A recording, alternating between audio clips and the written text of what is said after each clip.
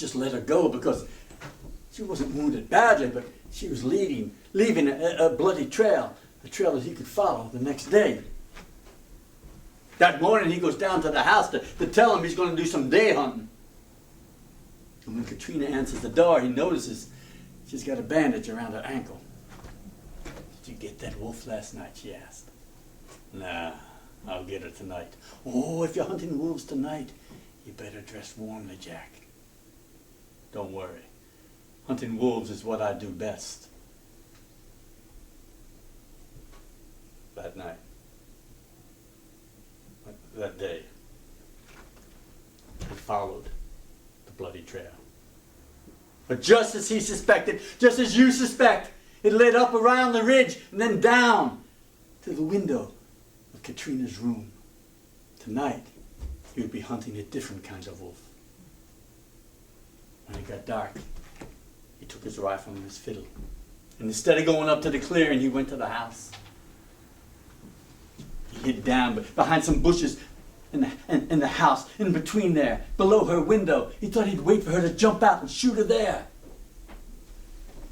And he waited and waited. And she didn't come. Then he got to thinking maybe it was too late. Maybe she's already out there. So he got up and he peeked in the window to see if she was in the room. And there she was, sitting in front of her dresser, brushing her long black hair. And when she had brushed it, maybe 100 strokes, she put the hairbrush down. She ran her fingers through her hair. And then she yanked the hair right off her head and dropped it on the dresser. And in the mirror, Jack could see wolf ears rising up on either side of her head. Then Katrina stood up, and with her sharp thumbnail, she sliced the skin on her forehead and began to unwind that skin round and round, the way you peel the skin off an apple. Round, and as the skin came down, in the reflection in the mirror, Jack could see not a beautiful girl, but a wolf. She wound that skin round and round and round, till it came all the way down, and then she stepped out of it, picked it up, put it in the basket next to the dresser. Katrina dropped to all fours and started walking around the room. Up on the ridge, some wolves began to howl. Katrina turned to look out the window. Jackie, he quick slid down behind that windowsill and that bush to hide. He heard the window slide up. And when he looked up, he saw a wolf leap out of the window and run off into the night.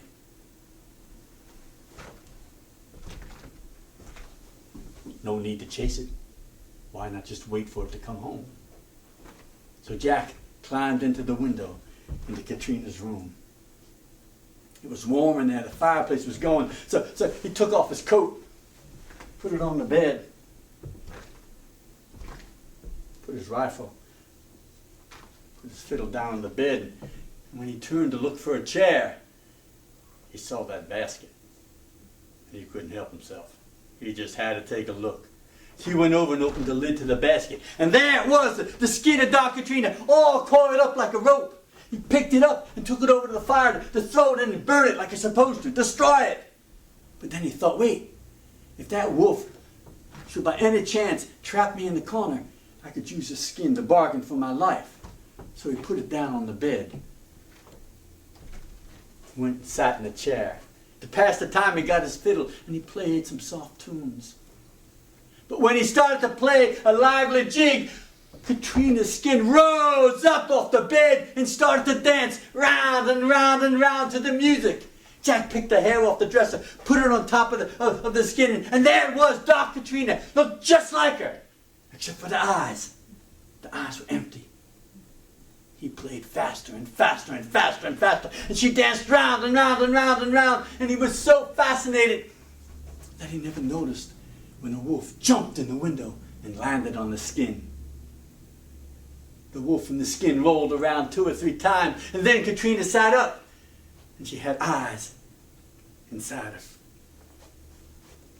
She never said a word. She went over to the dresser, picked up that hairbrush, then came over to where Jack was standing, and she started to brush his hair. She brushed his thick hair, and then she put that hairbrush down, and with a motion not unlike the one he used when he scalped wolves, she reached up on his hair and yanked it off his head. And Jack could feel wolf ears starting to rise up on the side of his head.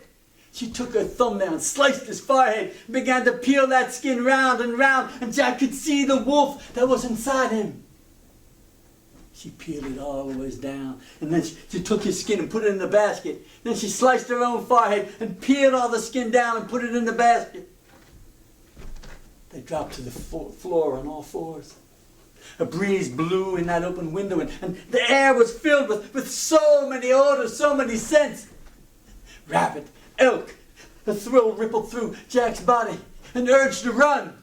Some wolves started howling out there on the mountain, and Katrina looked at Jack. Then she ran and leaped out the window, and Jack ran and leaped out the window, and together, Fiddling Jack and Doc Katrina ran off into the night.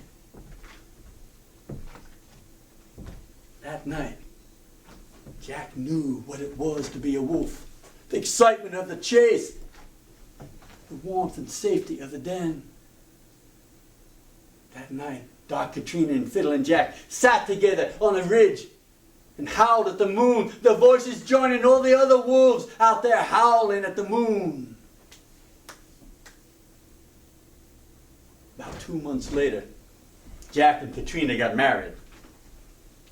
When Sheriff McGee died, they moved into the farm themselves and raised a family, had 3 kids. And sometimes, just for fun, the whole family would peel out of the skin and go up on the ridge to howl at the moon.